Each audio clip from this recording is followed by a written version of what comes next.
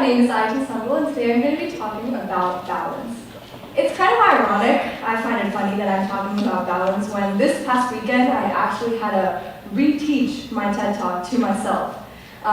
Because my grandpa, who is visiting the United States for the first time in 10 years, is leaving tomorrow. So this is my last weekend with him. I have a BC and a psych test today. I had to prepare for this TED Talk, and over the weekend I had over 4 dinner parties to go to. So I was a little on edge, but ultimately I remembered the aspects of balance that I was able to teach myself over the past couple years and bring that all together. Because that's what balance is. Not toppling too much on either side, avoiding the push, and catching yourself before the fall.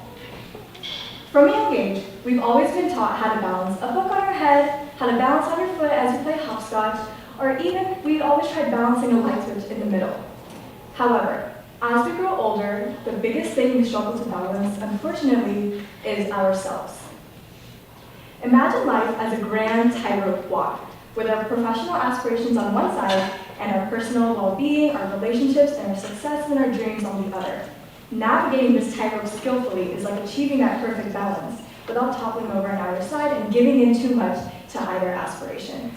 Through vigorous academic challenges, intimate relationships, and peer pressure, there's a really fine line between overdoing it and keeping it real and simple, which can cause us to spiral and lose our focus and just go out of control, where we're not being balanced for ourselves or those around us.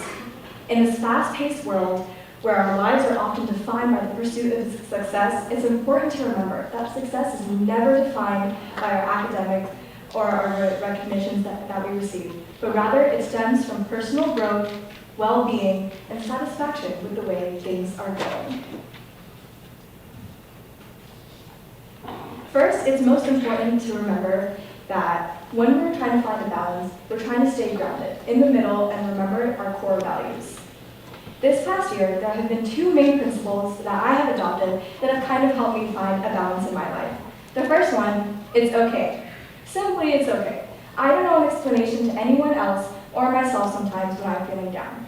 It's okay to let go, to feel that emotion, to cry, to get hurt, to lose a friend, to gain a friend, to eat that extra cookie, to skip that exercise, to sleep in a couple more minutes, because you owe it to yourself. The second biggest lesson I've learned is you only live once, or YOLO. But seriously, you need to YOLO every once in a while because you have one life to live, so might as well live it for yourself.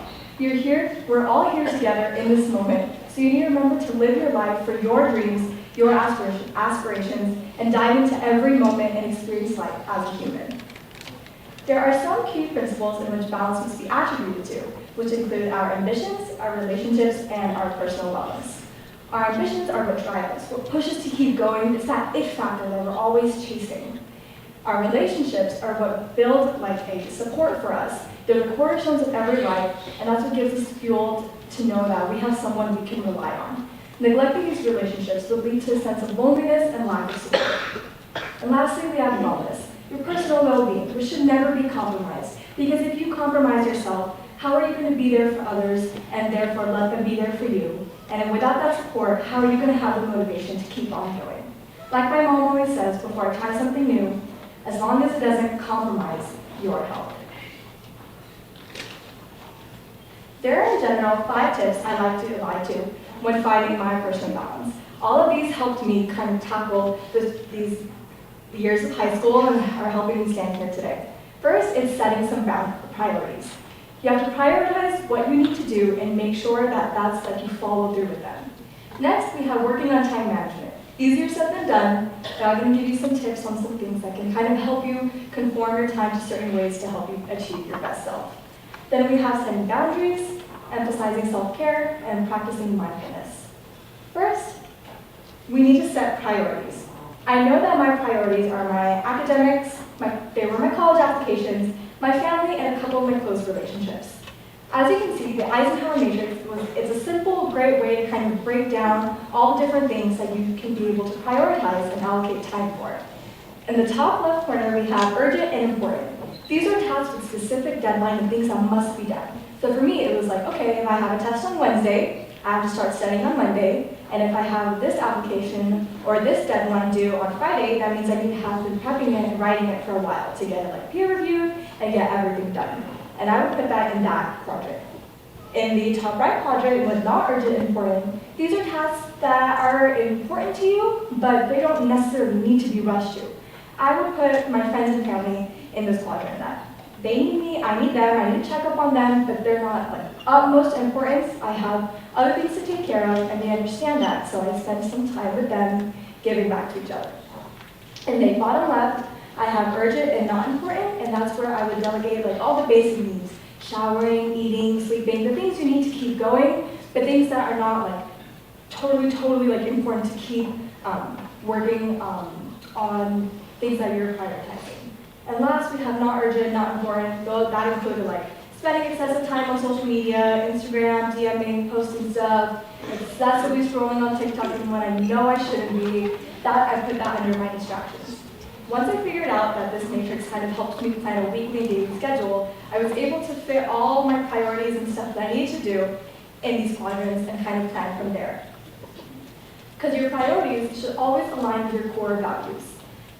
Recently, every time I'm, with a family party or something, a lot of parents are always asking me, how come you don't have your driver's license yet?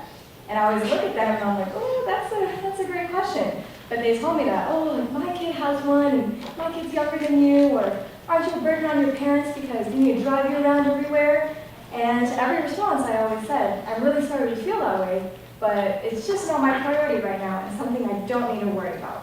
Once I've set that fact, once I've said that that's where I'm at right now, that's my feeling of it, there's no debate on that topic anymore. It's closed and done. That's a set priority, and nothing can change that.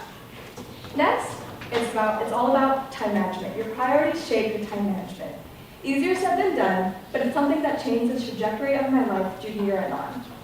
Last year, I found myself taking 5 APs, baking orders, and catering large events over the weekend, working in the Wellness Center, participating in Miss Salmon Bar, being an officer in HOSA, being a part of other clubs, tutoring over 7 students, working as a server, while maintaining the role of a daughter, older sister, and best friend. Through the midst of it all, I really felt as if it was all crumbling down on me. I was unhappy, I was coming home late, I was sleepy 24/7, I had headaches, I had so much going for me, yet I felt like I was at the lowest. Nothing to be proud of, even though I was working so hard every day. And so I really could not feel that way. I was like, if I'm compromising my health by not getting enough rest, with all this negative self-talk, how am I going to be there for others? How are others going to be there for me when I don't let them in? And ultimately, that would ruin my ambition, my motive, my drive to keep on going. I would lose incentive.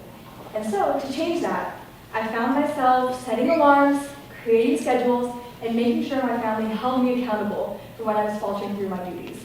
I know it sounds like fickle, like, oh, everyone can make a schedule, like, how do you follow through with it? But then that's up to your grit and your own mind to be able to hammer yourself down. Like, no, this is important and this is what needs to get done.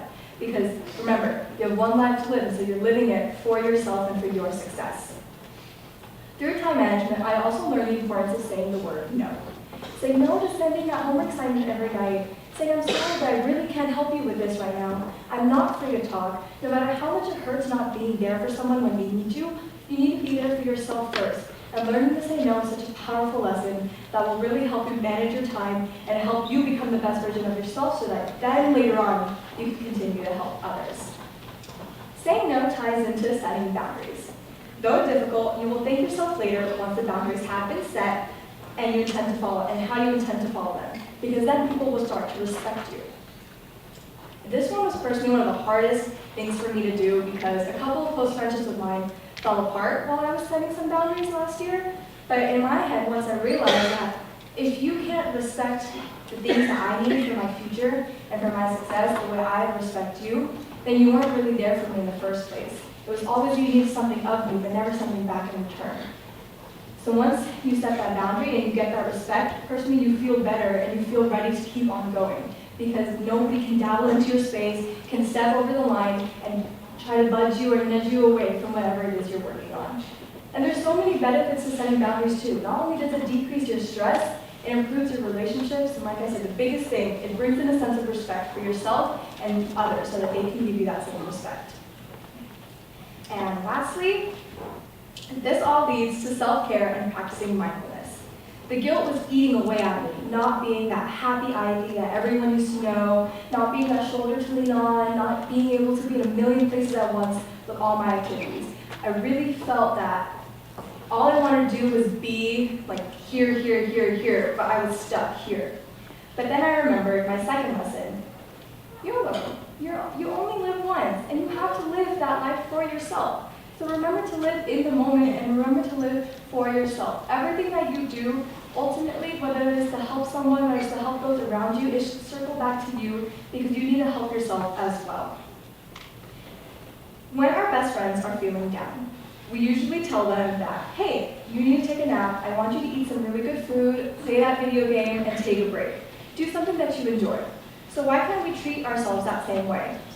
Some examples of some self-negative talk that I tell you we all seem to give ourselves is, you're not good enough, you need to keep going, you don't deserve that break, you don't deserve that cookie at night, everyone is better than you, or that give up, you're just not good enough.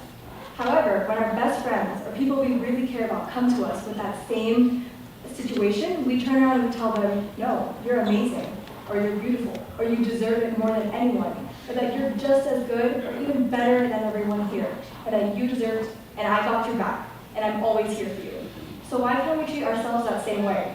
After all, we are our own best friend, because we've been by our own sides from day one. And so I practice my own self-care by allowing myself to scroll on TikTok every once in a while. Like, it's okay. When I go home and I have a million things to do, like this past weekend when I had a million things to do, I still watched Saturday, the playoff game. I still watched all the football games because that's what brought me happiness and allowed me to relax. So I took some time out to watch football, to watch Netflix here and there. I even FaceTimed a friend because I needed that fuel to keep on going so that I felt my energy felt replenished, that I could keep on pushing to all the things I needed to do this week. So even when it's rough and it's tough and you feel like you're at the bottom, but eventually you get through the day. And so you owe yourself a reward of any kind, no matter how big or how small, for doing it at the end. Because balance isn't a one-size-fits-all type of concept. What works for one person may not work for the other, and that's okay, because people change, and just as people change, rhythms change as well. And as pretty as it may sound, yes, balance is not about the final destination, it is about the journey. It's about the steps that you take to get to that place that's going to help you, and it's going to shape you to be the best version of yourself, where you can manage not only yourself, but those around you. But why is finding balance so crucial? It's because in a balanced life, you don't have to choose between being successful and being happy. Back last year in March, when I participated in one of the Miss Dynamite scholarship pageant, I wasn't sitting there choosing between whether I should be proud of my success or crumbling that I'm not happy that I won. I eventually got it all because I was able to form a cohesive network of support and balance that supported all aspects of my life. I won at the cost of maybe a couple butterflies in my stomach, but my academics and my AP prep stayed on top and never compromised my health, and my relationships were just better than ever. And that's only because I was able to follow through with those key principles of balance that helped me be okay with everything. Because in a balanced life, you don't have to choose between any type of happiness. You get everything together. Because achieving this equilibrium, it's not just beneficial for us or an individual, it's beneficial for society as a whole. Because then we're more compatible and we're able to work with one another to form an even better and cohesive society, creating a ripple effect of wellness. Once you set your priorities, you're able to breathe. You're able to clear your mind because you know exactly what you need to do. Then you're able to listen to your heart, speak up, and once you've done that and set your boundaries and let the world know what you want to do, you fulfill yourself, you feel proud of what you've done, you can relax, and finally you can let go of all worries. In the end, balance isn't just a personal goal, but it's a necessity. By redefining success to encompass a harmonious contribution of aspirations, relationships, and well-being, we can all lead more meaningful and purposeful lives. So as we continue on this grand tightrope walk together that we all seem to call life, let's remember that success will not be found once you reach the other side, once we cross that big gap. Rather, it's about embracing challenge, savoring every step of the way. Thank you.